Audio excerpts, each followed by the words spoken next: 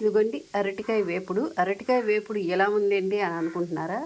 చక్కగా అరటికాయ 2 ముక్కల కింద కోసి ఉడకబెట్టేసి మళ్ళీ ఆ పొపరంతా తీసేసి మెత్తగా పిసికేసి పొరట కింద చేసుకోవచ్చు. దాంట్లో తాలింపులు వేరుశనగ గుళ్ళు, చిన్ని అల్లం ముక్కలు, పచ్చిమిర్చి, పచ్చెనపప్పు, మినప్పప్పు, జీలకర్ర, వెల్లుల్లిపాయి, కరివేపాకు, ఎండుమిర్చి ఇవన్నీ వేసి చక్కగా వేపేసిన తర్వాత ఉల్లిపాయ ముక్కలు చక్కగా సన్నగా తరుక్కొని ఉల్లిపాయ ముక్కలు వేసాను అనమాట. అవి వేగంగానే కొంచెం ఇలా వేసి చక్కగా కొంచెం గరం మసాలా, మళ్ళీ కొంచెం ఉప్పు, పసుపు అవి వేసి కలబెట్టేశాను. చూసారుగా వేరుశనగ గుళ్ళు అయ్యి చక్కగా ఎంత బాగా ఇవ్వండి పొలట అనమాట. అసలు తింటే ఉంటుందండి టేస్టు ఇలా అలా కాదండి, అదిరిపోద్ది.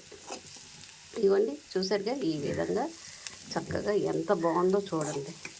చూస్తేనే నోరు ఊరిపోతుంది. చూసారా వెల్లుల్లిపాయలతో సహా కమ్మని వాసన వచ్చేస్తుంది. గరం మసాలా కూడా ఒకటి వేసేదేమో.